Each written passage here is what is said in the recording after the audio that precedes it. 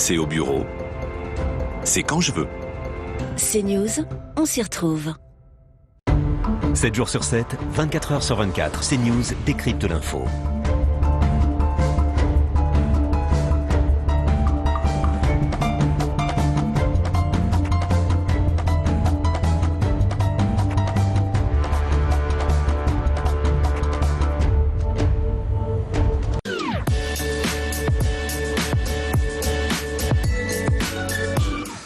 Édition spéciale jusqu'à midi, sans pub et en direct. Bonjour et bienvenue dans Morandini Live numéro 669 sur CNews et Non-Stop People. Nos équipes mobilisées une nouvelle fois face à la crise sanitaire. Morandini Live, c'est chaque jour un autre regard sur l'info pour sortir du politiquement correct et des idées reçues.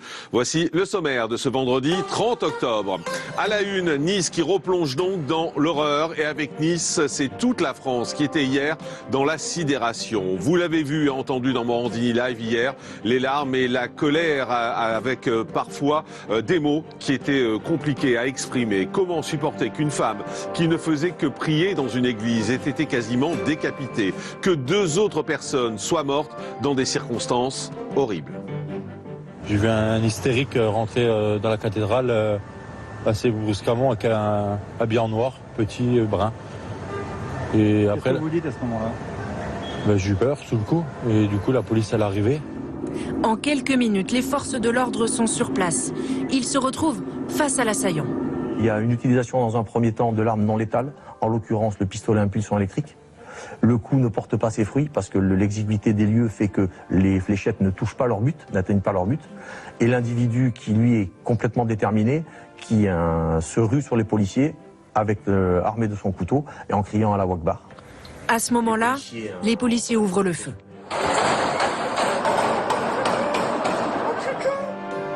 Alors cet homme qui a commis cette attaque se nomme Brahim, c'est un non-demandeur d'asile en France. Il était arrivé par Lampedusa fin septembre où il avait été mis en quarantaine par les autorités italiennes avant d'être visé par une obligation de quitter le territoire italien, mais il a été laissé libre. Et comment supporter également ce message hier sur Twitter de l'ex-premier ministre malaisien Mahathir Mohamad qui estime que les musulmans ont le droit de tuer, je cite, des millions de Français. C'est la France qui est attaquée, a dit Emmanuel Macron hier, et on l'a vu en Arabie Saoudite où le vigile de l'ambassade de France a été attaqué. Mais pourquoi ce regain de violence contre notre pays? Explication de France 2. L'engrenage commence le 2 septembre dernier, jour de l'ouverture du procès des attentats de janvier 2015 à Paris. En kiosque, Charlie Hebdo republie les caricatures de Mahomet. Immédiatement, l'organisation terroriste Al-Qaïda promet une vague d'attentats. Ces caricatures, des enseignants ont fait le choix de les montrer à leurs élèves, comme Samuel Paty, ce professeur de collège, dans un cours consacré à la liberté d'expression. Il est tué en pleine rue, alors qu'il rentre chez lui. Et moi, et hommage national dans la cour de la Sorbonne, Emmanuel Macron se montre inflexible. Nous ne renoncerons pas aux caricatures, aux dessins, même si d'autres reculent. Cette phrase du président de la République provoque de nouvelles tensions internationales. Boycott de produits français et manifestations en Irak, au Pakistan ou comme ici, en Somalie. Oui, des Français qui n'en peuvent plus de ces actes barbares et qui se demandent si nos lois, notre République est aujourd'hui adaptée pour répondre à la violence de ces gens-là. On en débat avec Dominique Da Silva, qui est député de la République En Marche, Daniel Cerdan, qui est commandant, ancien membre du GIGN, le général Dominique Trinquant, expert en relations internationales, et Hassan Amou, qui est responsable associatif. Et puis aujourd'hui, dans cette ambiance très particulière, j'ai voulu créer le dialogue sur ce plateau en invitant un imam et un prêtre. Car au cœur de ces actes terroristes, il y a la religion. Alors ils vont dialoguer ensemble dans un instant en direct. Il faut condamner, il ne faut rien tolérer. Mais quand on est religieux, peut-on également pardonner? Hassan Chalgoumi, imam de Drancy, sera avec nous, ainsi que le père Michel Viau. Ils seront dans Morandini Live. Et puis en fin d'émission, votre nouveau rendez-vous avec le journal du confinement. Toutes les images et tout ce qu'il faut savoir sur le confinement en 5 minutes, présenté par Alexandra Rost. Mais tout de suite, on va revenir donc sur ce qui s'est passé hier, les faits, les détails de ce drame qui s'est produit à Nice, minute par minute, seconde par seconde. Alerté par un riverain, la police boucle le quartier autour de la basilique Notre-Dame de Nice. Une attaque au couteau vient d'avoir lieu. Parmi les 3 victimes, le sacristain de l'église. On vit un d'apprendre à la télévision que notre sacristain a été assassiné, tué. C'est un choc. On est tout le temps avec lui. Oui. C'est chez lui, il passe là, il est là toute la journée. Ce matin, comme tous les jours, la basilique ouvre ses portes à 8h30. 30 minutes plus tard, un homme entre, armé de plusieurs couteaux et s'en prend aux paroissiens. L'assaillant égorge une femme et tente de la décapiter. À l'intérieur de l'église, il tue également le sacristain. Une femme blessée réussit à s'enfuir et se réfugie dans un bar où elle décédera peu après. La police municipale intervient rapidement. 10 minutes après le début de l'attaque, C'est quoi, c'est des balles? le terroriste est neutralisé. À Nice, comme la France et peut-être plus que d'autres lieux de France, aujourd'hui est en train de payer un tribut beaucoup trop lourd en étant une fois de plus victime de l'islamo-fascisme. Il ne fait aucun doute que l'auteur de ces actes, qui n'a cessé de répéter en boucle devant nous Allahu Akbar alors qu'il était médicalisé sur place, quel était le sens de son geste. Je vous remercie. L'émotion du maire de Nice, quelques minutes après le drame. D'après les premiers éléments de l'enquête, l'auteur de l'attaque, transporté à l'hôpital, est âgé de 21 ans. Il s'agirait d'un migrant tunisien, arrivé en France fin septembre, via Lampedusa en Italie. Le parquet national antiterroriste mène ses investigations. Arrivé en début d'après-midi, le président de la République a salué le travail des forces de l'ordre et celui des enquêteurs encore sur place. Emmanuel Macron en appelle à l'unité de la nation. Une fois encore, notre pays a été frappé par une attaque terroriste islamiste. Une fois encore ce matin, ce sont 3 de nos compatriotes qui sont tombés à Nice, en cette basilique Notre-Dame de Nice. Si nous sommes attaqués, une fois encore, c'est pour les valeurs qui sont les nôtres, pour notre goût de la liberté, pour cette possibilité sur notre sol de croire librement et de ne céder à aucun esprit de terreur. Et je le dis avec beaucoup de clarté une fois encore aujourd'hui, nous n'y céderons rien. À 15h, en hommage aux victimes, le glas a sonné dans toutes les églises de France. Dans le pays, le plan Vigipirate est ce soir à son plus haut niveau. À Lyon ou à Sartrouville en région parisienne, plusieurs alertes attentats ont mobilisé les services de police. Retour en direct sur ce plateau et je vous présente mes premiers invités. Daniel Cerdan, bonjour. Merci d'être avec nous. Vous êtes commandant, ancien membre du GIGN. Père Michel Viau, bonjour. Merci également d'être là. Vous êtes du diocèse de Blois. Dominique Da Silva, bonjour. Député de la République en marche du Val d'Oise. Et Hassen Chalgoumi, bonjour. Merci d'être avec nous. Vous êtes imam de Drancy. Je voudrais commencer avec vous. Ça va s'arrêter quand? C'est un cauchemar, malheureusement. C'est un cauchemar pour la communauté nationale. C'est un cauchemar et deuil. Nous sommes tristes. Hier, c'était notre fête. C'est la célébration de la naissance du prophète de l'islam. On ne l'a pas fait. On a annulé tout. En famille, dans les mosquées, partout. En deuil, on partage. C'est devenu une journée de crime, d'assassinat, de barbarie, au nom de prophètes, au nom de... Et ça va s'arrêter quand? C'est très difficile. Vous savez, c'est des millions de musulmans qui le payent aussi, dans le monde. La barbarie, elle existe en Libye, en Syrie, en Irak, au Somalie, au Tchad, partout. En Afghanistan... partout. C'est un débat intérieur entre l'islam de lumière et l'islamisme, le poison de l'islam, qui menace la société. Et en même temps, eux, c'est notre espoir. La communauté catholique, c'est l'espoir de l'islam. Vous parlez du Père Viau. Tout à fait. Vous savez, j'oublierai jamais, il y a quelques années, j'étais rend hommage au Père Hamel. On arrive 60 imams, et en même temps, on parle entre nous. Faites attention, si jamais il y a une réaction, ils vont vous dire assassin, criminel. Barbu, tous les noms. Il faut garder le silence, le calme, et c'est normal. Imaginez un imam dans un pays musulman, il s'est fait égorger dans sa mosquée. La réaction du musulman, on laisse même c'est des dégâts. Quand on rentre, on trouve la sœur de Père Hamel. Elle vient nous voir Et nous, on était émus, on pleure, on leur demande pardon. Elle a dit Dieu, il a pris mon frère, mais il m'a donné 60 frères. Vous êtes notre modèle. L'espoir d'1,5 milliard de musulmans de s'inspirer de l'humanisme, de cet esprit de chrétianisme qui est réel. C'est très fort ce que vous dites là. C'est une vérité, c'est une réalité. Je le dis, je l'inspire. Je demande pardon aussi encore, au nom de cette communauté, au nom de tous, la majorité qui sont forts, qui croient à l'humanisme, qui veut dire stop à la barbarie, stop à cette haine, stop de salir. Imaginez, comment je peux parler avec mes enfants, avec mes fidèles. Aujourd'hui, il n'y a pas de prière de vendredi. On a eu peur. On a peur de l'amalgame quand même. On a peur que ces extrémistes ils posent l'extrême. On regardait les réseaux sociaux. Mais en même temps aussi, on s'en veut nous-mêmes. Comment on peut laisser pendant une semaine cette haine et propagande contre la France? On l'a vu.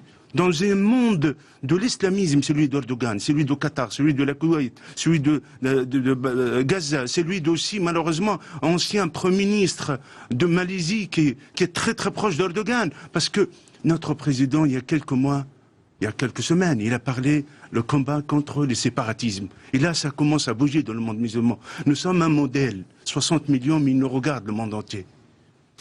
Père Michel Viaud, c'est très émouvant, les propos de l'imam Chalgoumi. Ah, tout à fait, et je l'en remercie. Et je ne doutais pas une seconde de son esprit et de ses sentiments vis-à-vis de l'Église catholique. Mais j'aimerais qu'il soit partagé. Amen. J'aimerais qu'il soit partagé par tout le monde, y compris par l'État. Et je me tourne un peu vers vous, monsieur le député. Forcément, puisque vous êtes au pouvoir, c'est votre parti qui l'a emporté. L'Église catholique, effectivement, dans la mesure où elle est respectée, on ne demande pas un monopole ou on ne demande pas être religion d'État, pas du tout. Mais dans la mesure où elle est respectée, où elle peut faire entendre ce message de paix, de tolérance et d'amour du prochain, comme le fait constamment le pape François, eh bien, c'est un élément pacificateur, unificateur, qui va contre les clivages. Mais quand cette Église est moquée, méprisée, qu'on n'hésite pas à la traîner dans la boue, à la caricaturer d'une manière vraiment qui dépasse ce qu'on peut imaginer, là, ça ne va plus. Et on ne peut plus exercer le rôle que vous attendez de nous.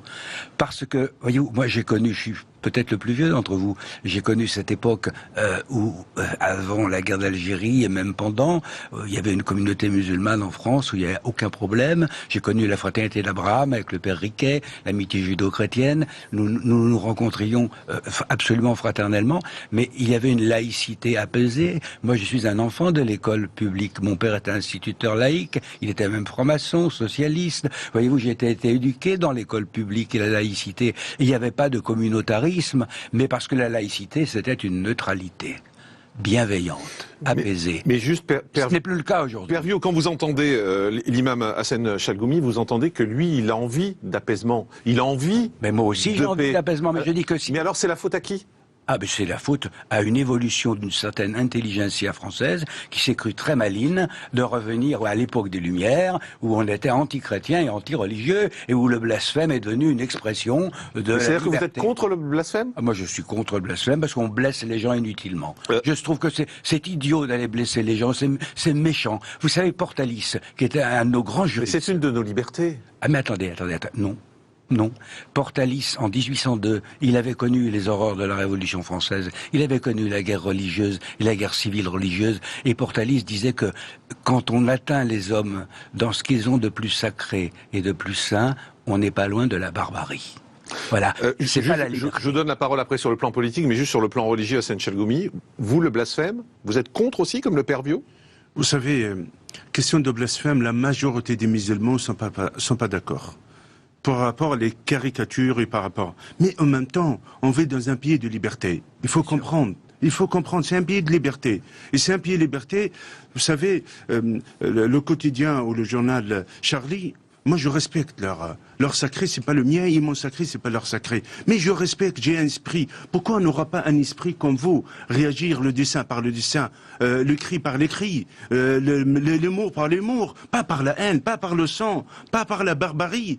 Pas par... Vous savez, malheureusement, l'islamisme, dès qu'on critique, dès que j'essaie de faire des réformes, malheureusement, je trouve facilement les menaces de mort et les critiques. Ça, c'est un débat chez nous. En même temps, cet pays laïque, tant qu'elle nous donne autant de liberté, 2500 lieux de prière, quand Erdogan est en train de comparer les musulmans comme la Shoah, il est malheureusement honteux d'utiliser ces propos, on a 2500 lieux de prière. On vit autant de liberté en France, comme tout le monde.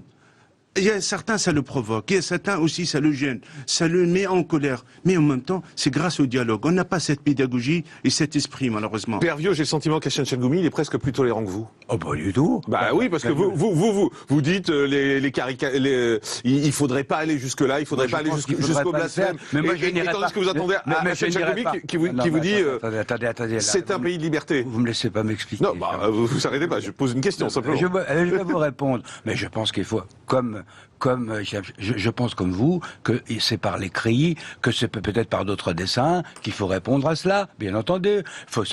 Mais il faut se dire qu'il y a un certain nombre de jeunes qui n'ont ni votre culture, ni la mienne, ni les dispositions que vous avez, ni les miennes, qui vont répondre autrement. Et que quand... Et il faut les éduquer, non pas interdire le blasphème. Ah, il faut les éduquer, mais on va pas reculer parce qu'il y a des gens qui n'ont pas d'éducation. Non, mais ça prend du temps d'éduquer. Vous savez, j'ai été pendant 10 années, je le disais tout à l'heure, aumônier de prison. Et quand on se trouve devant certaines formes de délinquance très graves, ça prend du temps. On peut toujours rééduquer les gens. Moi, je crois qu'on peut toujours le faire, mais ça prend beaucoup de temps. Et là, en ce moment, il y a le feu à la maison. Alors, on va pas rajouter du feu. Il faudrait quand même être un peu raisonnable de chaque côté. Donc ça veut dire arrêtons le blasphème? Ça veut dire essayons d'être raisonnables et de ne pas provoquer inutilement, parce que nous n'avons pas... Est-ce que nous avons Donc la République recule? Ah non, je dis pas que la République... non, moi je le dis. Non, vous non, mais moi oui. Non, je dis qu'on devrait pouvoir s'asseoir autour d'une table avec les différents partenaires de ces affaires-là et leur dire est-ce qu'ils sont bien conscients de ce qu'ils peuvent déclencher et de ce qu'ils peuvent, disons, engendrer. Alors là, on bascule un peu dans le domaine politique. Dominique Da Silva, député La République En Marche. Écoutez, ce que je viens d'entendre, effectivement, et je suis ravi de voir, effectivement, les représentants de deux religions finalement s'accorder sur l'essentiel. Absolument. Mais voyez-vous, Père, c'est que je crois que si on recule, et pour moi c'est reculer, que de revenir sur cette non-possibilité de caricaturer, tout simplement parce que, comme disait Churchill, vous avez le choix entre la guerre et le déshonneur. Et si vous accordez sur le déshonneur, vous aurez quand même la guerre. Ah ben, parce que ça ne suffira pas. Maintenant, on ne peut plus reculer. Ne pensez pas qu'en interdisant les caricatures, ces gens-là... J'ai jamais dit ça. Eh ben voilà. Mais... Donc, pourquoi céder? C'est un aveu de faiblesse. Et je pense que non, c'est pas le sujet. Le sujet, la dame qui a été quasiment égorgée, elle a dessiné quoi? Rien. Bon, donc c'est pas le problème. Rien. Le problème, c'est pas les caricatures. Quand une caricature montre le prophète dire c'est dur d'être aimé par des cons, excusez-moi, ça dit quelque chose. Parce que c'est pas loin de ce que vous avez expliqué. Le problème, c'est pas la caricature, c'est la civilisation. C'est ça. C'est un problème de civilisation, au fond. Oui, tout à fait. Ah ben, bien entendu. Bien entendu. Et je suis bien d'accord avec vous, maintenant reculer, ce serait effectivement mortel. Commandant Daniel Cerdan, ancien membre du GIGN, vous entendez ce que dit le père Michel Viau à côté de vous, qui dit, voilà, est-ce qu'on se rend bien compte à chaque fois de ce qu'on fait, quand on fait par exemple ces dessins qui blasphèment? Quel est votre regard là-dessus? Est-ce qu'il faudrait reculer? Et déjà, je pense aux 270 morts qu'on a. Le constat, c'est ça. On a 270 morts. Et mon père, la caricature existe depuis le Moyen-Âge. Je sais bien. Et en fait, on ne peut pas retirer au jour. Les chrétiens, Dieu, toutes les religions ont été caricaturées. Et je pense que je comprends ce que vous voulez dire. Vous n'êtes pas contre la caricature. Non. Mais il faut pas reculer. On vit dans un pays de liberté qui est magnifique. Et aujourd'hui, si vous voulez, moi, je suis issu de l'immigration. Mes aïeuls étaient espagnols. Je suis né en Algérie. Donc, si vous voulez, je suis arrivé en France. Mes parents se sont épanouis. Je me suis épanoui. Épanouissons-nous. Mais il faut tout accepter dans ce pays de liberté. Et je pense où mon père a raison, c'est que En fait, dans les prisons, oui, tout le monde n'a pas la même éducation, la même instruction, et tout le monde ne peut pas comprendre lorsqu'on voit Charlie Hebdo. Oui, mais c'est pas à nous à reculer. Il faut leur expliquer, c'est ce que j'essayais de dire tout à l'heure. Ça prend du temps. En attendant, il y a des gens qui meurent. Et donc, on fait quoi alors ? Ah bah, peut-être qu'il faut renforcer la police, et pas seulement la police, mais peut-être que ça, nous avons aussi, là je me tourne vers monsieur le député, un système judiciaire qui ne suit pas. Alors, ça, on y viendra tout à l'heure. La police a fait son travail, la gendarmerie aussi. Hassan Chalgoumi, vous vouliez ajouter quelque chose, et puis après je voudrais vous faire écouter une musulmane hier. Vous savez, la France elle-même, elle est en train de faire bouger les lignes dans le monde musulman, arabe. Il ne faut pas qu'on regarde que nous. Oui, il y a des martyrs. J'ai un prix à payer, moi. Un prix à payer, ça fait des années, menace de mort. Mais je change les choses. Croyez-moi, tellement nos paroles et nos actes sont fortes, l'État islamique, elle me menace. Ça veut dire quoi? Ça veut dire la parole d'un imam libéré, ça dérange les islamistes. Je pense que les lignes, ils mangent, ils bougent. Et non, pied de lumière, pied aussi des droits de l'homme, il faut qu'on ne recule pas. On avance. Et le discours du président, quand il le menace, qu'il le critique, vous savez qui le menace? Quelques pays. Le Qatar, la Turquie, Gaza, Koweït, mais il y a 1,5 milliard de musulmans. Un peu au Bangladesh, à force de la manipulation, aussi de crise économique, mais 1,5 milliard. Et ils veulent aller vers la liberté, ils veulent débarrasser de l'islamisme, ils veulent débarrasser de cette archaïque d'une idée de que quelqu'un me critique, il est obligé d'être condamné à mort ou supprimé. Vous, Hassan Chalgoumi, vous le disiez, vous êtes menacé, vous êtes protégé. Ça mérite ce sacrifice? Malheureusement, je limite ma liberté pour protéger la liberté. Ma famille est le pécheur, sacrifice. Vous savez, souvent je suis avec le gilet. Là, peut-être... Avec un gilet pare-balles? Tout à fait. Même à la mosquée, partout. C'est triste. C'est un moyen. Je suis pas à Bagdad, mais on a vu aussi à Paris, on décapite des têtes. À Paris, on tue des innocents. À Paris, on tue des enfants. À Paris, on tue des policiers. À Paris, on tue des journalistes. Dès que juste ils parlent. Vous savez, j'ai reçu l'équipe de Charlie à la mosquée de Rancy. Il y avait un humour incroyable entre nous. J'ai essayé de dessiner un peu la tête d'un des journalistes de Charlie. J'arrive pas, je dis, je suis pas... Cet esprit, il faut qu'on nous donne. Il faut que la mentalité de notre jeunesse, de nos enfants, de l'enfance, jusqu'à l'école et les mosquées, elles changent. Il faut qu'on a, s'il accepte à s'intégrer, s'il accepte aussi d'être parmi nous, sinon malheureusement, s'il trouve un obstacle, il peut aller ailleurs. Je voudrais vous faire écouter une vidéo que moi j'ai trouvée sur les réseaux sociaux hier et qui m'a beaucoup touché. Ça se passe à Nice, c'est Ofrane, c'est une niçoise musulmane qui a appris l'attaque qui venait de se produire dans une église. Et écoutez-la, vous allez voir, ça donne des frissons. Pourquoi la France qui nous a tout donné? Il nous a ouvert la porte. Il y a nos compatriotes qui sont dans nos pays. Ils se donnent, ils prennent des bateaux, ils font n'importe quoi pour arriver en France. Ils meurent même sur la route. Et nous, on est en France, on a la belle vie et on fait, c'est ça les remerciements. Dites-moi là. C'est vrai, madame, vous avez raison. On a prié pour venir en France. Il y en a qui ont prié, il y en a qui ont fait n'importe quoi. Ils ont vendu des maisons, des terres pour arriver en France. Et aujourd'hui, c'est ça le remerciement à la France? Non. Non et non. Alors moi, je vous dis aujourd'hui, il faut qu'on manifeste. Ces connards-là, s'ils ont le courage, ils n'ont qu'à venir. Ils n'ont qu'à venir me voir. Moi, je vais leur dire ce que je pense. Je vous dis, c'est des gens qui n'ont pas le courage. C'est des c'est des voyous. C'est des gens qui n'ont pas le courage de dire ce qu'ils pensent. Et puis c'est pas de musulmans. C'est pas de musulmans. C'est pas de musulmans. Je refuse, c'est pas des musulmans ça.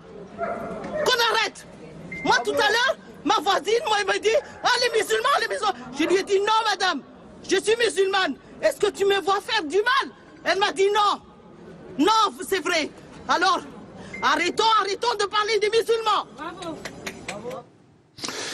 Témoignage recueilli par France Bleu Azur, Hassan Chalgoumi, je le disais, ça donne des frissons quand on entend ça, parce que c'est la détresse d'une femme. Je le rends hommage. Il y a quelques jours, je demandais aux musulmans, réveillez-vous, surtout les parents.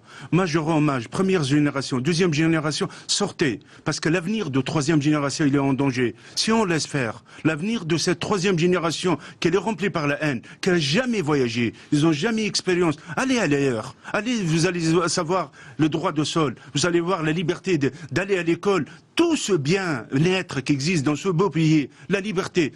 hier je le dis, choisissez entre la démocratie, la liberté de la France ou la dictature d'Erdogan et d'autres, et les prisons d'Erdogan. J'aimerais qu'ils partent, ils vont aller visiter. Aussi, il faut qu'ils se réveillent. Il y a des millions sont en majorité, comment ils pensent. Il faut qu'ils se réveillent, il faut qu'ils réagissent publiquement sur les réseaux sociaux. Pourquoi il y a un imam Chalgoumi, juste il donne son avis, je me trouve avec 12 000 commentaires.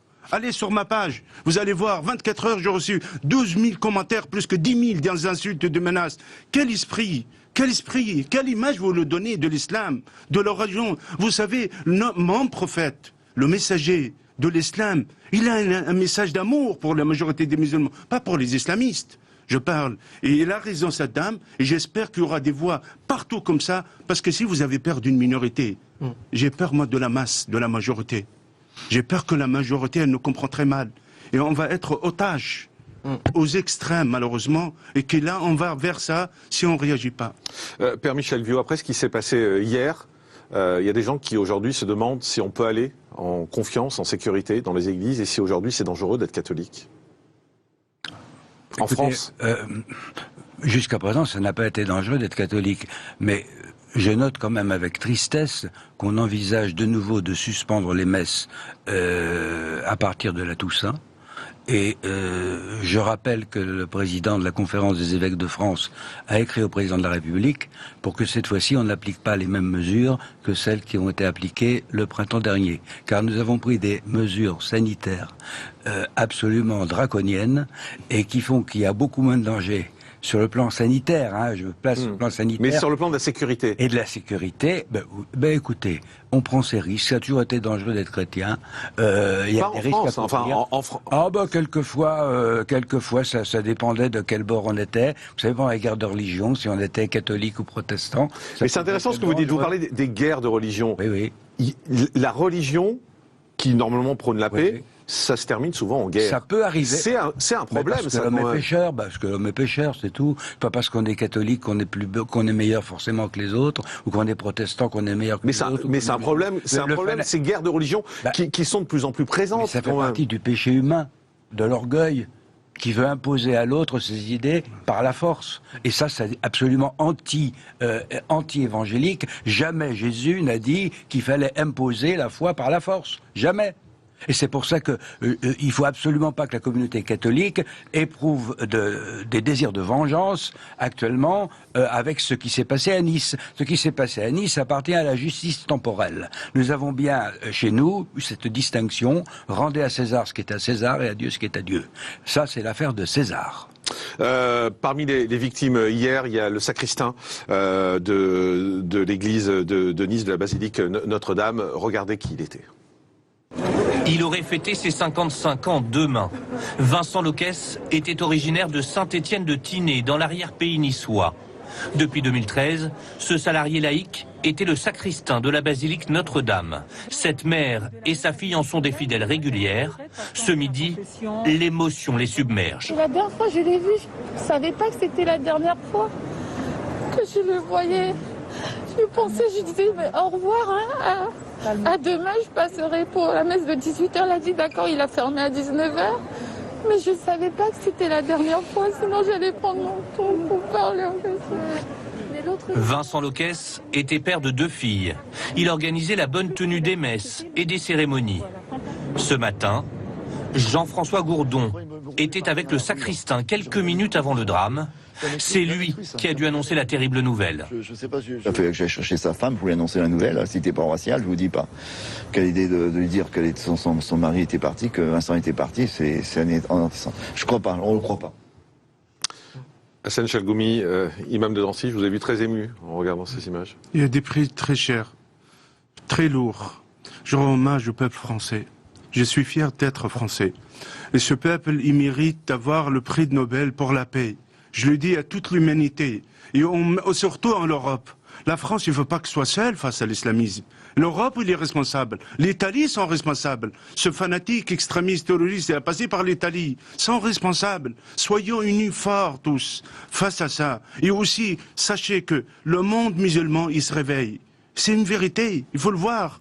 Et peut-être les islamistes, ils ont plus de moyens, sont plus organisés, sont plus structurés, mais le monde musulman, il se réveille. Et je rends hommage à ces 3 martyrs. Ce sont des martyrs pour nous. Il restera gravé dans nos cœurs et dans nos prières.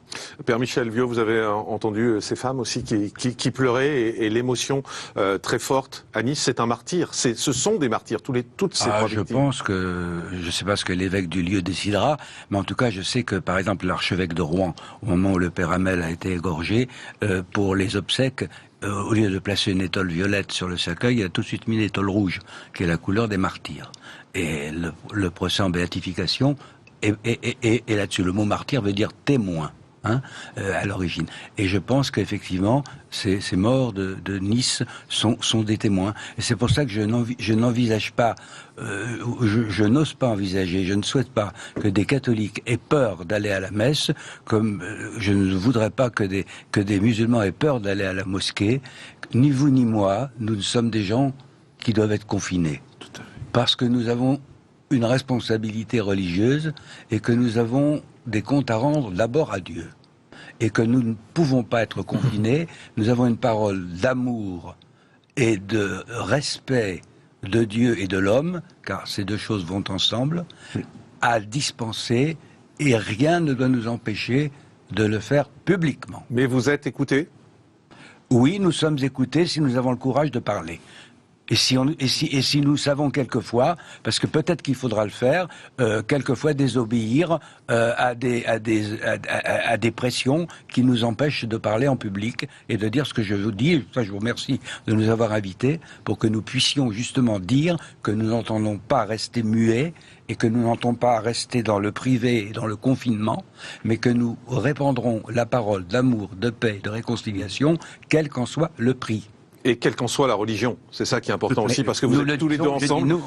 Justement, c'est pour ça que j'insistais là-dessus. Oui, absolument. Le dernier vendredi, vous savez, j'étais à la mosquée de Drancy, il y avait 3000 fidèles. J'ai demandé aux fidèles 1 minute de silence, une prière. J'ai eu peur quand même de réaction de certains fanatiques, mais je trouvais les 3000, ils étaient debout. Ils ont levé leurs mains, ils ont prié. J'ai des belles photos, mais il y avait des journalistes. Moi, j'étais ému. Là, j'ai compris, peut-être il y a la conscience quand même de la main silencieuse. Mais en même temps, vous savez pourquoi ils veulent pas sortir? Il y a 2 choses, j'ai compris. Quand je le demande, la peur. Faut pas oublier la guerre d'Algérie.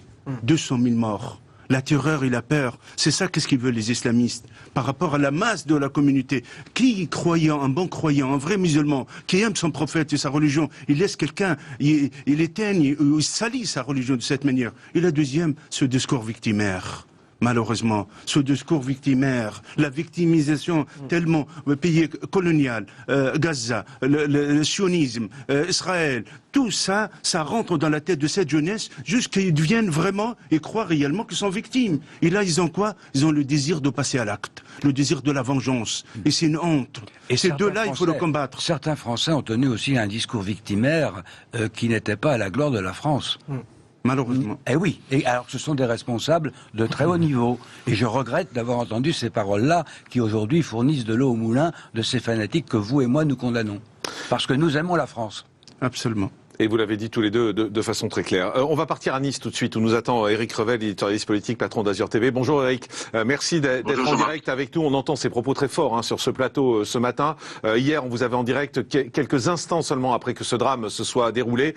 On imagine à quel point l'émotion est forte en France, mais surtout à Nice, ce matin encore. Tout le monde est sous le choc et tout le monde est assommé par ce qui se passe encore. Oui, bien sûr. On en parlait dès hier. Jean-Marc, ça rappelle évidemment les heures très sombres de 2016 et du 14 juillet 2016, lorsque ce camion piloté par un terroriste islamiste a fauché, a écrasé 86 innocents. Je voudrais, Jean-Marc, si vous le permettez, saluer la qualité du débat auquel je viens d'assister entre l'imam Chalgoumi et le père Viau. Ça fait du bien, évidemment, dans ces moments très compliqués pour la communauté nationale, d'avoir ce dialogue interreligieux qui semble paisible et qui semble rassurant. Pour autant, permettez-moi, sans doute parce que je suis à Nice et sans doute parce que l'émotion est encore forte, de ne pas non plus céder à une sorte de naïveté béate. Je salue le dialogue, bien sûr, que je viens d'entendre. Je ne vais pas me livrer à des considérations très politiques, mais je voudrais simplement bien faire comprendre qu'une ville martyre comme celle de Nice, qui a subi 3 attentats, le dernier en date, le père Viau l'a rappelé, martyr, ça veut dire témoin. 3 nouveaux martyrs égorgés par un islamiste qui venait de Tunisie de manière illégale.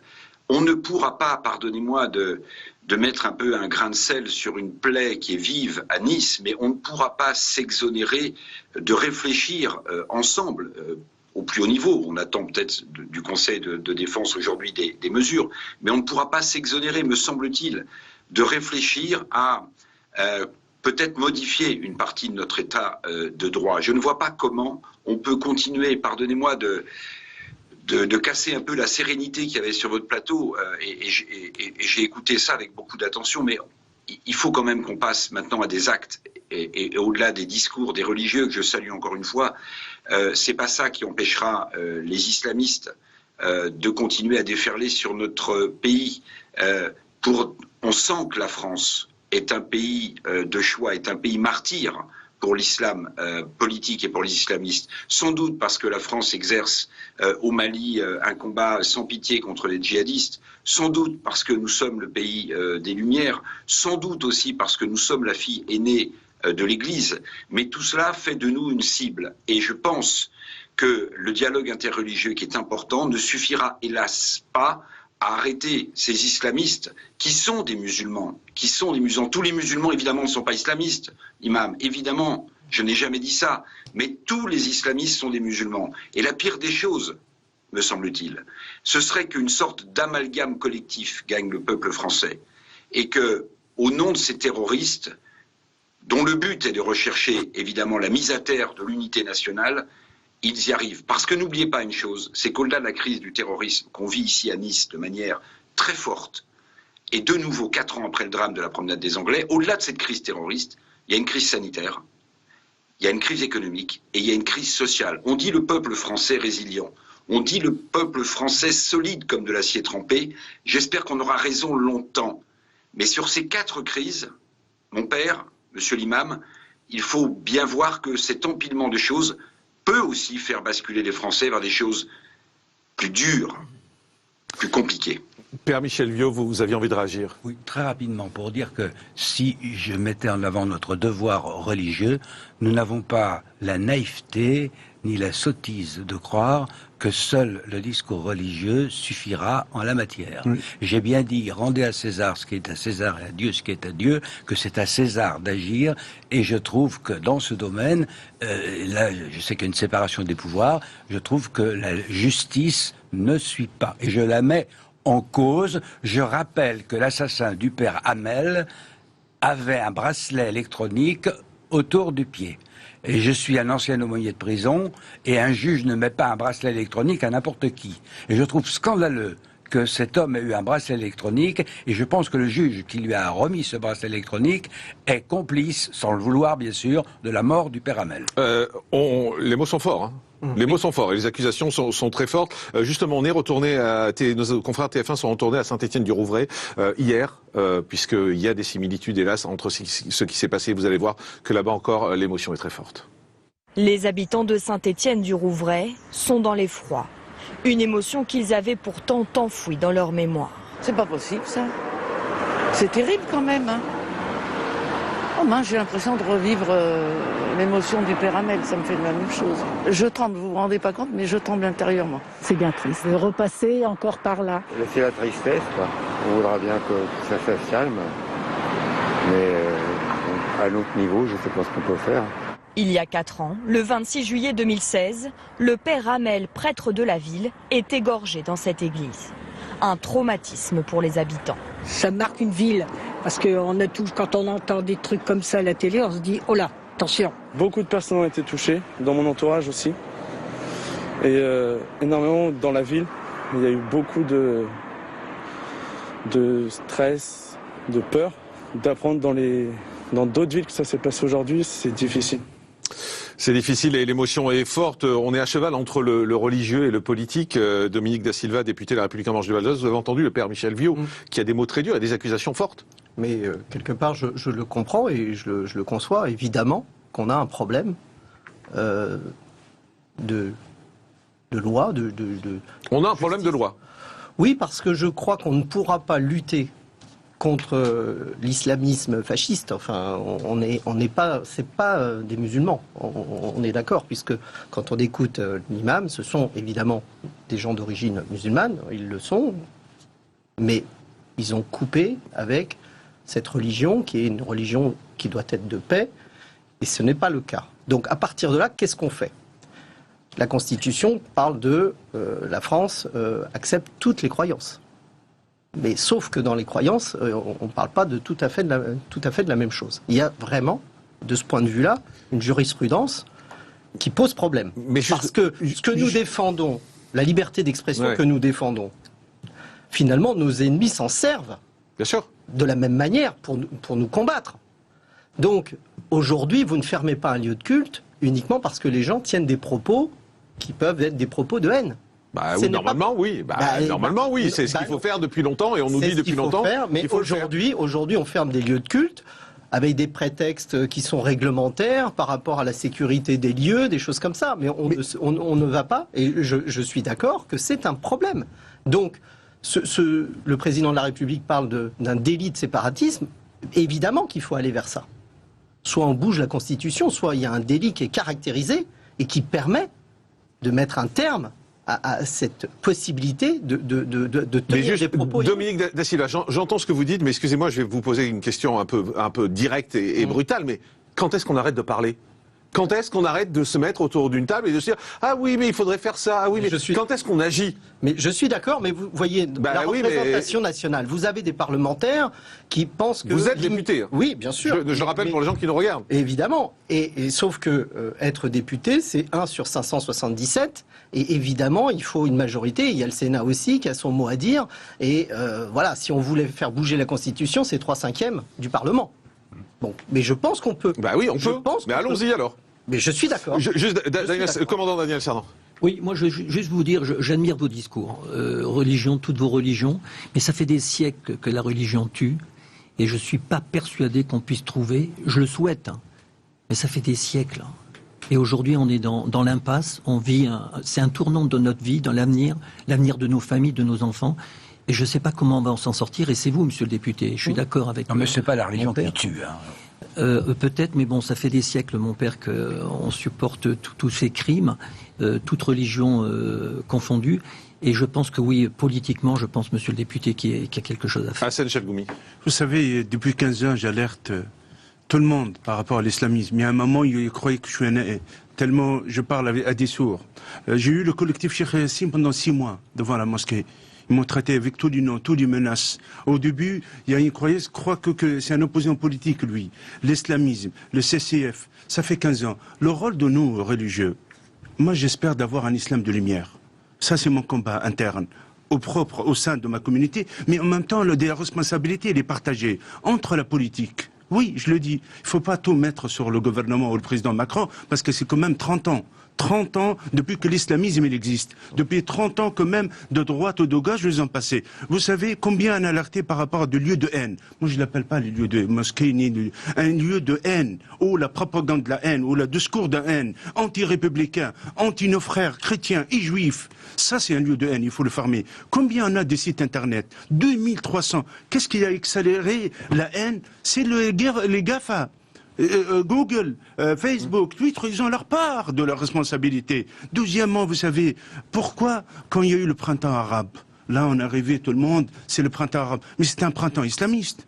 C'est un printemps islamiste qu'on paye les conséquences, qu'on a détruit la Libye, la Syrie, l'Irak et tout ça, ça fait qu'il y a des conséquences sur l'Europe, malgré tout ça. C'est deux choses. Deuxième chose, nous les musulmans, il faut organiser l'islam de France. Il n'y a pas un islam de France. Depuis le temps qu'on le dit, mais on n'y arrive pas. Vous n'y arrivez pas. Mais il faut que l'État, pardonnez-moi, on n'arrive pas, il faut que l'État impose des choses. Je veux vous dire une chose. Comment vous faites quand il y a l'ingérence turque? Presque 300 mosquées qui sont financées par la Turquie. Vous avez 200 mosquées financées par l'Algérie. 200 et quelques financées par le Maroc. Sans qu'on parle de Qatar, elle finance les frères musulmans. Et la Turquie, et l'Arabie Saoudite. Vous imaginez ça? Mais vous croyez vraiment que c'est à l'État d'organiser ça? C'est pas l'État. Non, c'est pas l'État. C'est à vous. Je suis désolé de vous le dire clairement, mais c'est à vous. Je suis tout à fait d'accord avec vous. Mais quand un imam éclairé, il a envie d'avancer vers un islam de lumière, il se trouve par les menaces. Il se trouve pourquoi? Ça, c'est le rôle de l'État. Stoppez. Vous savez, la laïcité, séparer le pouvoir de la religion. Pourquoi le pouvoir français ne sépare pas les autres États? Pourquoi il y aura un moment d'appeler Ankara, ou d'appeler Qatar, Doha, ou d'appeler Alger, de dire stop, de s'ingérer dans l'islam de France, parce que l'islam, il appartient aux Français qui sont vivus ici, et que les musulmans, ils s'organisent entre eux. On va parler d'aspect politique dans un instant, je vous libère dans un instant, Hassan Chalgoumi et Père Michel Viau, vous vouliez juste ajouter quelque chose? Juste sur la question de l'État, il y a quand même un point d'histoire qui peut être intéressant pour nous. C'est vrai que c'est pas a priori à l'État, surtout un État qui se dit, qui a dans son préambule de constitution la laïcité, bon, c'est comme ça, il faut suivre. Mais il y a des cas de crise. Et je pense par exemple au problème dans lequel s'est trouvé l'empereur Napoléon Bonaparte avec les Juifs en 1807. Les Juifs n'arrivaient pas à se mettre d'accord sur un judaïsme en France. Et il a fallu que ce soit l'État qui interviennent, mais pour faire un consistoire, parce qu'il y avait entre les Jasquénages et les Séfarades une haine épouvantable. Et c'est Napoléon qui a dit à Portalis, je vais réunir le grand Sanhédrin. Et Portalis lui dit, mais sire, ça ne s'est pas fait depuis Jésus-Christ. Et l'empereur de répondre, ben moi je vais le faire. Et il l'a fait. Oui. Et il l'a fait, et finalement, ça a donné le consistoire israélite, je pense, dont nos frères juifs sont contents. On a notre Napoléon, j'espère que c'est Macron. Et je pense que Dominique Da Silva l'espère aussi. Oui, exactement. Juste avant de tourner la page du côté religieux, je voudrais qu'on aille à l'église Saint-Germain-des-Prés à Paris, où nous attend Marie Blanchard, puisqu'hier on a annoncé que la sécurité allait être renforcée sur place, Marie, devant les églises en particulier. Vous êtes devant. D'abord, vous nous rappelez ce qui a été annoncé hier, peut-être? Ah oui, c'est le ministre de l'Intérieur, Gérald Darmanin, qui a annoncé tout de suite après l'attentat qui a eu lieu à Nice hier matin que tous les lieux de culte allaient être renforcés en termes de sécurité, et également les cimetières à l'approche du week-end de la Toussaint qui arrive dès demain, et ce partout en France. Alors c'est ensuite au préfet de chaque région qui est chargé de mettre en place un dispositif dans chaque ville. Et puis ces mesures de sécurité ne concernent pas que les églises, évidemment, ça concerne tous les lieux de culte pour toutes les religions. Où vous vous trouvez? Est-ce que vous avez vu des mesures de sécurité? J'ai l'impression qu'il y avait Vigipirate qui passait derrière vous au moment où on parle d'ailleurs. Alors il y a une première voiture de police qui est passée vers 10h20, mais avec 2 policiers à bord qui sont sortis, mais uniquement pour contrôler mon attestation et contrôler l'attestation de quelques personnes qui étaient dans la rue également, notamment à l'arrêt de bus. Mais par contre, 2 minutes après, vraiment à la suite, une fourgonnette de policiers est arrivée avec une dizaine de policiers à bord. 2 sont sortis armes au poing et ils sont restés près d'1 quart d'heure, donc entre 10h30 et 10h45. Et ils sont restés vraiment 1 quart d'heure devant l'église, devant la petite place là, que vous voyez derrière moi. Effectivement, et visiblement, donc il y a du Vigipirate qui passe, qu'on a vu passer derrière vous. Merci Marie Blanchard d'avoir été en direct avec nous depuis l'église Saint-Germain-des-Prés. Père Michel Viau, merci beaucoup d'avoir été en direct avec nous. Hassan Chalgoumi, merci beaucoup, imam de Drancy. On va passer à un aspect plus politique dans un instant avec de nouveaux invités. Auparavant, justement, sur les lieux de culte sécurisés, je vous propose de regarder ce reportage. Prévenir d'éventuels actes terroristes en sécurisant les lieux de culte, c'est l'un des objectifs du plan urgence attentat. Emmanuel Macron a annoncé renforcer les effectifs de l'opération Sentinelle. Désormais, 7000 militaires au lieu de 3000 seront déployés sur l'ensemble du territoire. Il y a donc davantage de sentinelles, de ce qu'on appelle l'opération de dispositif Sentinelle, qui va être déployée sur l'ensemble du territoire. Pour les élus locaux, cela se fera en concertation évidemment avec les préfets. Et puis, eh bien, il y aura des passages ou du statique qui permettront à chacun à la fois d'être rassuré visuellement, mais aussi d'être mis en sécurité tout simplement. En le recevant à Matignon, Jean Castex a tenu à rassurer l'archevêque de Paris en lui promettant plus de sécurité aux abords des églises. La police s'est mise à notre service pour protéger les fidèles, comme ils le feront d'ailleurs ce week-end. Toutes les paroisses, les curés ont été sollicités pour dire leur horaire de messe pour que les paroissiens puissent être protégés par la police et par le plan Vigipirate. Le niveau urgence attentat n'avait pas été déclenché depuis décembre 2018, date de l'attentat du marché de Noël de Strasbourg. Alors, 2 nouveaux invités m'ont rejoint. Daniel Cerdan est toujours là, commandant ancien membre du GIGN. Le général Dominique Trinquant est là, bonjour. Bon général, merci d'être là, expert en relations internationales. Dominique Da Silva, député La République En Marche, est toujours là. Et Hassan Amour, responsable associatif, est également avec nous pour avoir un aspect plus politique justement sur ce qui se passe. Général Dominique Trinquant, vous qui nous avez rejoint depuis tout à l'heure, on fait un constat d'échec. J'ai envie de dire échec parce qu'on n'arrive pas à arrêter ces attaques. On a le sentiment qu'elles sont de plus en plus fréquentes, que ça monte en France. Qu'est-ce qu'on peut faire ? Oui, alors ça monte en France, je pense, pour une raison très claire, c'est que la France est en première ligne dans ce combat contre l'islamisme radical. Aussi bien à l'extérieur, on pourra parler de M. Erdogan tout à l'heure, qui instrumentalise l'islam à son profit, pour son pouvoir à lui.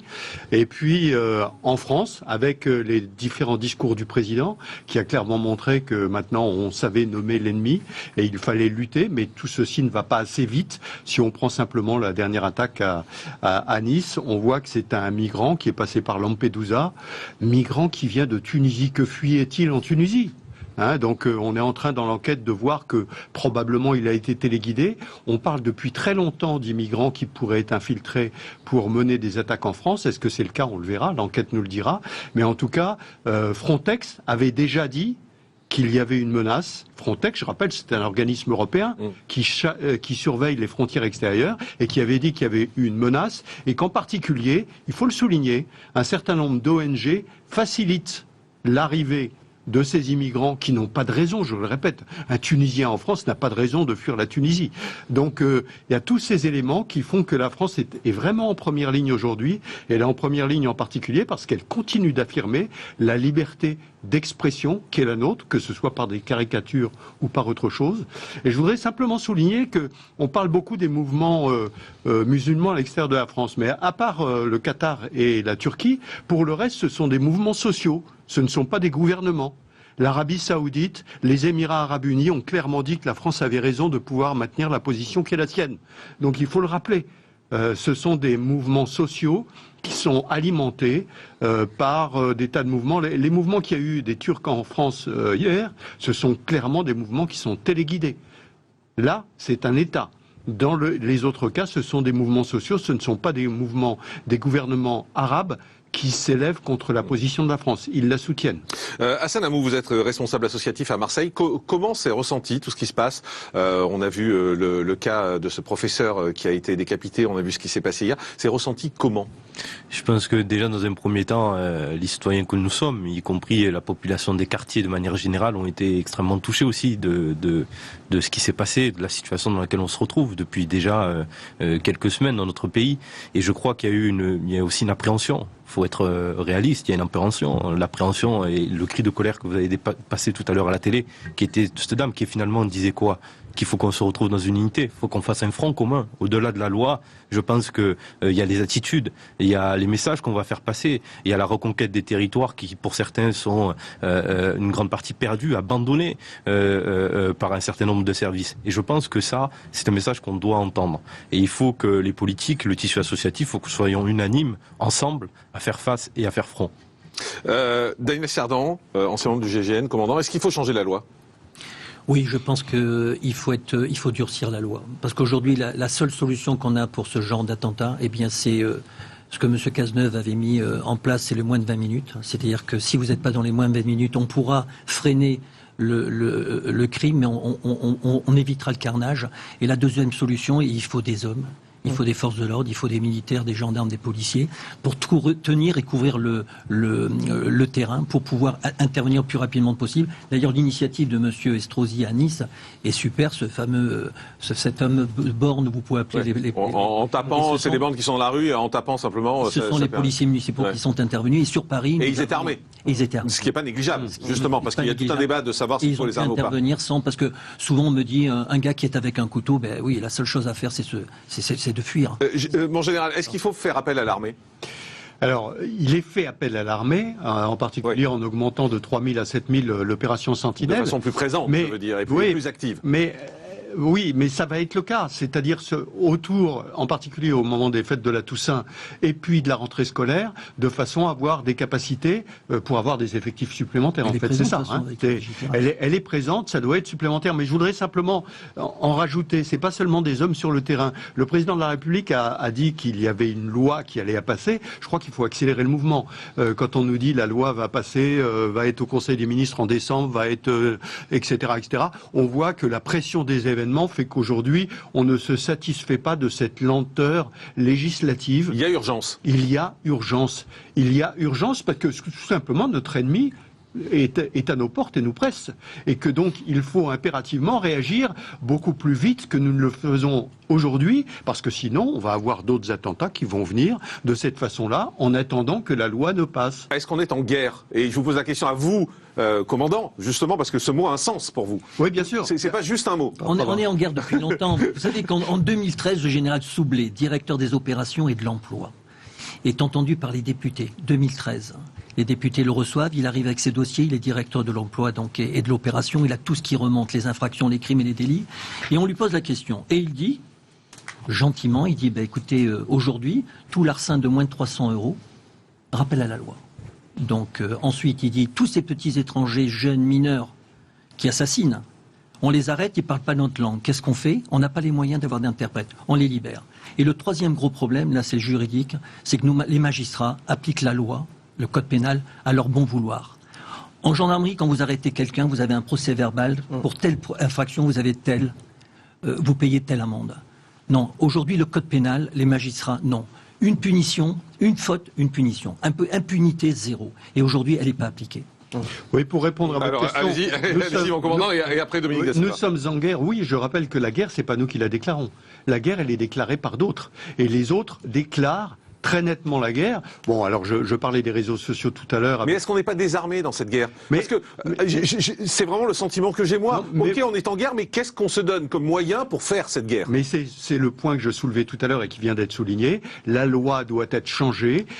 Elle est dans les tuyaux, il faut absolument accélérer rapidement le processus de façon à nous donner les moyens de mener cette guerre. Dominique da Silva, député En Marche. Oui, je crois que le président de la République va s'exprimer sur ce point et je pense qu'on va accélérer le mouvement. Après, on sait qu'on est dans une crise sanitaire, il y a aussi des mesures et des décisions à prendre en même temps, mais sachez qu'effectivement, on a bien conscience qu'il va falloir le volet législatif pour arriver effectivement finalement à repousser cette menace. Cela dit, si on déclare la guerre, et je pense qu'il faut la déclarer... Non, moi je dirais on nous l'a déclaré. Oui, on nous l'a déclaré. C'est pas nous qui déclarons la guerre. Je suis d'accord, pardon. C'est dans l'autre sens. Je suis d'accord. Mais je veux dire, on accepte effectivement d'entrer en guerre, pardon. On n'a pas le choix. Hein. On n'a pas le choix. On n'a pas accepté non plus. Je suis désolé de reprendre encore, mais on n'a pas accepté d'entrer en guerre. En fait, cette guerre, on l'a subie aujourd'hui et on doit s'armer pour faire cette guerre. Exactement. Et moi, je suis tout à fait favorable pour qu'on ait effectivement ce combat. Mais ce combat, c'est aussi plus de morts. Il y en aura plus. Soyons aussi d'accord là-dessus. Et il faut l'assumer. Et moi, je suis prêt à l'assumer. En tant que parlementaire, je l'assume. Mais il y aura plus de morts. Sachons-le. Parce que nos ennemis ne vont pas se laisser... Ça veut dire qu'on va subir encore plus d'attaques. Évidemment. Non mais subir pardonnez-moi, la meilleure défense, c'est l'attaque. Mais on attaque qui? On fait quoi? Les islamistes radicaux. Mais comment on les attaque? Eh ben, par la loi qui va permettre... Non mais aujourd'hui, et j'ai eu beaucoup d'entretiens là-dessus qui étaient très intéressants, on vous dit pour fermer une mosquée, pour fermer une association, il faut un mois de préavis, il faut des tas d'éléments, etc. C'est ça qui doit être changé, de façon à pouvoir très rapidement les attaquer, très rapidement les neutraliser. Les manifestations qu'il y a eu de Turcs hier dans les rues de Dijon, c'est quelque chose qui doit être totalement banni. Enfin, c'est impensable que dans notre pays, un combat qui, d'ailleurs au passage, normalement ne concerne pas la Turquie, puisque c'est l'Azerbaïdjan et l'Arménie, se retrouve sur notre territoire national. C'est impensable. Alors, puisque vous en parlez, on va regarder des images justement de ce qui s'est passé hier. Vous allez voir, c'est quand même, on est en France, hein, ça se passe en France, les images qu'on va vous montrer. Vous allez voir, c'est quasiment de la guerre civile dans les rues. Regardez. Mercredi matin, des manifestants pro-arméniens tentent de bloquer le péage de Vienne, sur l'autoroute qui relie Lyon à Marseille. Mais très vite, des groupes pro-turcs s'invitent dans le cortège et la situation dégénère. Ces affrontements ont fait 4 blessés à l'arme blanche.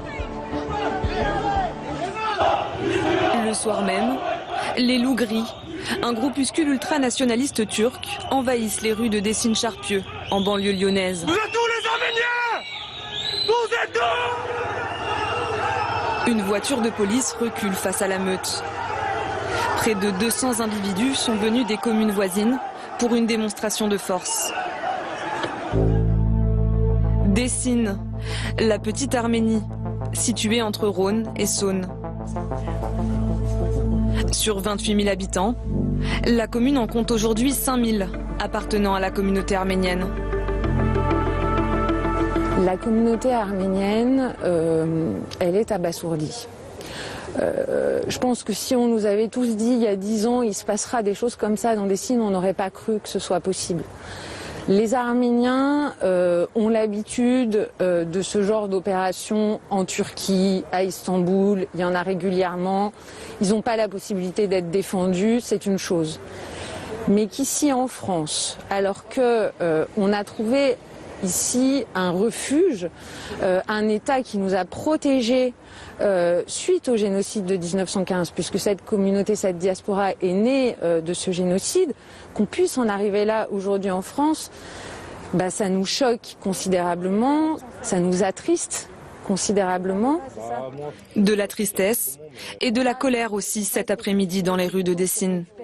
Si on est ici, c'est parce que on veut leur faire passer un message qu'aujourd'hui on est là de façon pacifique, mais si demain ils recommencent ce qu'ils ont fait hier, si jamais ils touchent à un enfant, à une femme, à un personne âgée de la communauté arménienne, on peut être 100 000 le jour d'après, quelques heures plus tard. C'est ça qu'on veut faire passer comme message. On se bat pour la même cause que la France ici. Vous avez vu ce qui se passe avec les événements d'aujourd'hui. Donc c'est le même combat. C'est deux fronts, mais c'est le même combat. On a le même ennemi, c'est les djihadistes et les terroristes en Arménie. C'est pour ça qu'on manifeste calmement. Général Dominique Trinquant, quand on voit ça, on se dit qu'on n'est pas sorti de l'auberge. Non, on n'est pas sorti de l'auberge. Et tout ceci, je voudrais le rappeler quand même, c'est en particulier ces éléments-là, c'est un dirigeant qui est en difficulté dans son pays et qui joue la carte nationaliste radicale pour rallier autour de lui un électorat nationaliste. Parce que M. Erdogan est en train de perdre en Turquie. Il est en train de perdre, il a perdu Istanbul, il a perdu Ankara. Les sondages aujourd'hui donnent 35% pour les prochaines élections. Mais pourquoi ça arrive chez nous? Mais pourquoi? Parce qu'il a besoin d'exporter la chienlit, si j'ose dire, de façon à regrouper. Il faut savoir que l'électorat turc qui est en France et qui est en Allemagne, est complètement instrumentalisé par M. Erdogan, qu'il a un taux d'électeurs bien plus élevé à l'étranger que dans son pays, parce que naturellement, dans son pays, il voit comment l'économie s'écroule, alors que chez nous, il ne le voit pas. Donc tout ceci est instrumentalisé et ça lui permet de faire le fanfaron, comme on l'a vu, en traitant le président de Macron de tous les noms, parce que c'est un homme de la rue et qui joue avec le langage de la rue. Or, il instrumentalise par le biais des frères musulmans l'islam, alors que il s'en fout en fait. Le tout, c'est sa politique à lui. Je crois que comme ce qu'on a vécu à Dijon, avec l'affrontement avec les Tchétchènes, aujourd'hui se pose la question des primo-arrivants.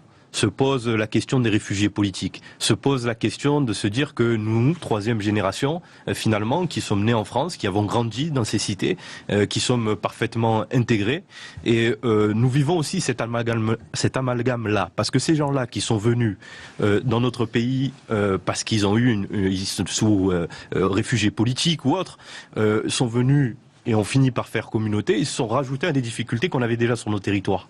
Donc ils se sont communautarisés à leur façon, à leur manière, où ils vivent entre eux, puisque moi je le vois dans les quartiers nord, la communauté turque est très organisée dans leur café, ils sont entre eux, ils consultent les informations de leur pays, donc ils ont gardé une attache forte avec leur base. Et finalement, qu'est-ce qui se passe? Vous avez un cocktail qui est un cocktail communautaire, et vous avez un cocktail, j'ai envie de dire aussi, de difficultés existantes et persistantes déjà dans les cités. Mais le problème, c'est qu'à un moment donné, tout ça va exploser. Bien sûr, ça fait mauvais ménage. Et le risque, c'est que ça devienne un combat anti-musulman. Moi, ce qui m'inquiète, c'est ça le problème. C'est qu'on a aussi, je le dis tranquillement sur ce plateau, des pyromanes qui ne prennent pas conscience politique de la dangerosité des affrontements qu'il pourrait y avoir demain. Moi, je vois passer sur Snap, parce que c'est de ma génération un petit peu, des messages, des discussions, des incompréhensions, des tweets à l'emporte-pièce sur telle ou telle chose. C'est vrai, l'étincelle peut avoir lieu. Mais elle peut avoir lieu dans l'autre sens, c'est ce que je vous disais, ça peut être un combat anti-musulman qui va se déclencher chez les Français. Mais bien sûr.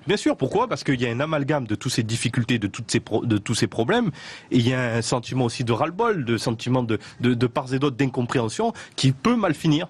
Dominique Da Silva, oui. C'est terrible ce qu'on dit là, parce qu'on est tous en train de dire la même chose. On dit attention, ça va mal finir. Oui, parce que ce communautarisme, on l'a pratiquement accepté, puisque quand on voit que dans certaines villes, finalement, on a des quartiers entiers qui ont été effectivement organisés de telle sorte que effectivement ces communautés puissent s'affirmer, vivre ensemble. Mais est-ce qu'il n'est pas trop tard pour réagir aujourd'hui ? Écoutez, oui, quand vous avez des villes... Oui, mais ça, quand je dis oui, ça ne veut pas dire qu'il faut rester passif. Non, d'accord, mais quand vous dites il est trop tard pour réagir, c'est pas enthousiasmant. Hein. Non, il n'est pas trop tard pour réagir, simplement, il est déjà trop tard parce que le problème est déjà chez nous. Bah oui. Voilà. Je rappellerai tout simplement que les auteurs de faits, parce que vous parliez effectivement de la troisième génération, la plupart des auteurs de faits terroristes sont de nationalité française. Oui, c'est une étude qui le dit.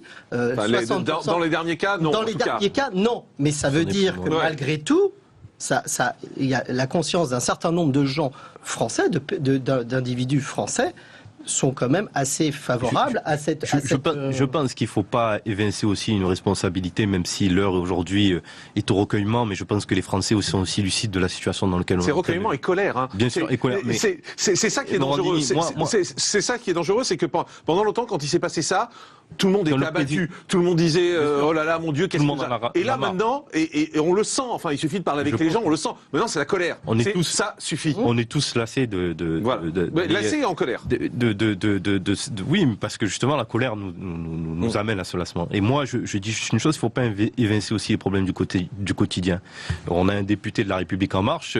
Aujourd'hui, qu'est-ce qui se passe ? On a eu un rapport Borloo qui a été abandonné sur la question des quartiers. On a eu un certain nombre de dispositifs qui ont été sèchement arrêtés. On a eu. Mais le problème, je dis pas que je dis pas. Je dis pas. Moi, ce que j'essaie d'expliquer, c'est que c'est un cocktail. Je dis c'est pas que ça. On est d'accord. Ouais, il y a au bout de dire en disant c'est le.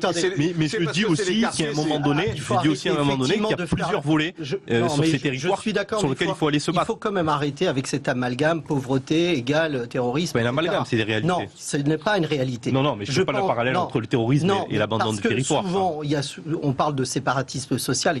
Aujourd'hui, le gouvernement auquel j'appartiens, on a fait beaucoup pour les quartiers. Et on continue de faire beaucoup pour les quartiers. Les CPA 12, l'école plus républicaine que jamais dans les quartiers, c'est bien nous qui sommes à l'initiative.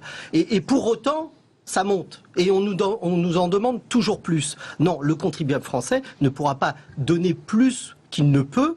Ces quartiers doivent aussi s'affirmer. Enfin, est-ce que la solution de ce qui se passe aujourd'hui, c'est de se dire on va donner plus d'argent dans les quartiers ? On marche un peu sur la tête, excusez-moi. Surtout que d'argent, il y en a. On va pas faire un débat sur les moyens, mais les moyens... Mais est-ce que c'est ça le problème ? Non, mais ça fait partie d'un certain nombre de difficultés, Morandini. Moi, je peux... Les traînards qu'on a eu cet été dans les quartiers, qui ne partaient pas en vacances, où ils ont que le bitume, où ils restent qu'entre eux, où, excuse-moi, mais les services publics, c'est la drogue dans les cités. Moi, je veux bien amener monsieur le député et voir combien de dispositifs ont été abandonnés, les coupes budgétaires. Dans les cités, excusez-moi, ce genre de discours, c'est vrai que c'est un peu pénible parce que dans les cités, il y a attendez, écoutez-moi, dans les cités, il n'y a pas que des musulmans. Bien sûr, il y a deux. Et pourquoi ça se passe qu'avec les musulmans ?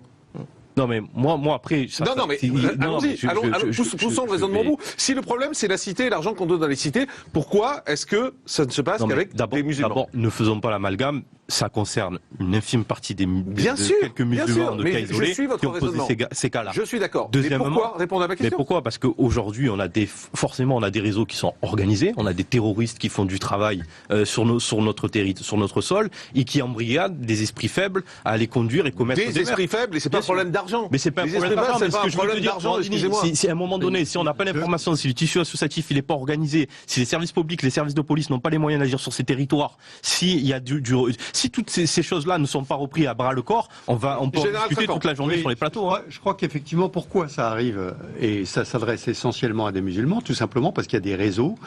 Je parle des frères musulmans qui, eux, ont décidé de détruire la société française telle qu'elle existe. Et eux mettent des moyens. Et ils ont des moyens et ils touchent un certain nombre toute une population qui, parce qu'elle est de la même religion, ils arrivent à les écarter probablement de ce qu'on nous avons entendu tout à l'heure sur le plateau, qui était le message d'amour des religions, et de les amener vers l'extrémisme et vers la guerre.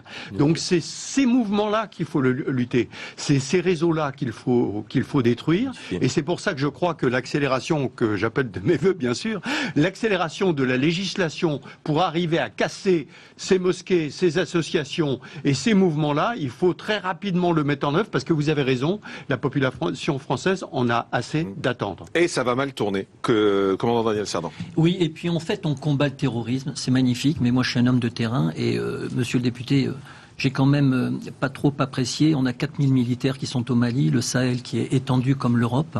On a perdu 50 soldats.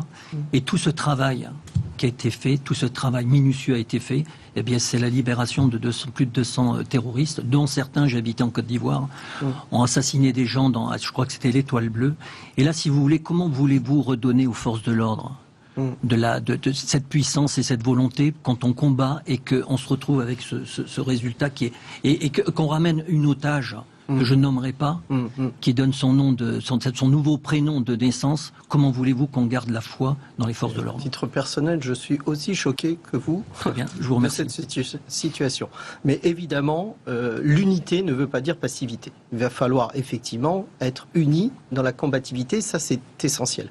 Il va falloir sans doute s'armer législativement, mais il va falloir aussi... Mais ça va prendre combien de temps tout ça? Mais il va falloir aussi, parce que là, pour expulser... Moi je vais vous dire, à chaque instant, là, on ne sait pas ce qui peut se passer. J'entends. À chaque minute. J'entends, mais pour expulser, on parle souvent d'expulser ces djihadistes, enfin ces islams fascistes. Il faut un consentement du pays d'origine.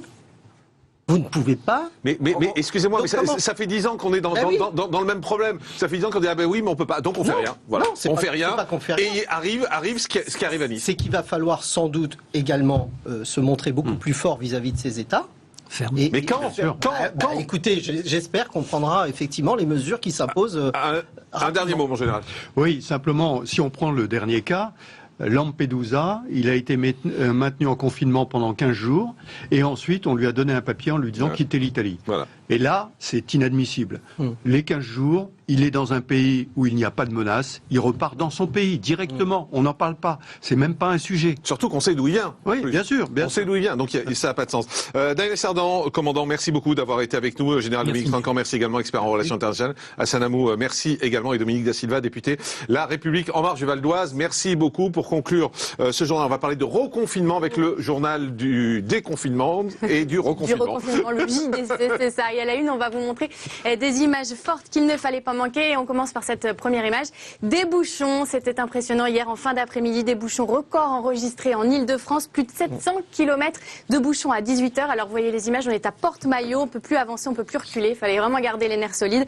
On peut dire que les citoyens ont fui Paris et la région Ile-de-France avant le début du confinement ce jeudi à minuit. On va vous montrer une deuxième image. Là, c'est plus en mouvement. Une manifestation anti-confinement. Près de 200 personnes ont manifesté contre le confinement à Paris, mais aussi à Toulouse, dans plusieurs villes de France, avec des feux d'artifice qui ont éclaté dans la capitale. Vous avez des images ici à Paris avec des slogans Macron démission ou encore Français, réveillez-vous. Alors évidemment, tout le monde hier à minuit, a priori, au dodo. Et avant de se reconfiner, qu'est-ce qu'on fait? Eh bien, on fait ses courses. Regardez cette image que je voulais vous montrer. Elle a été très partagée hier sur les réseaux sociaux. 6h53 hier dans un hypermarché.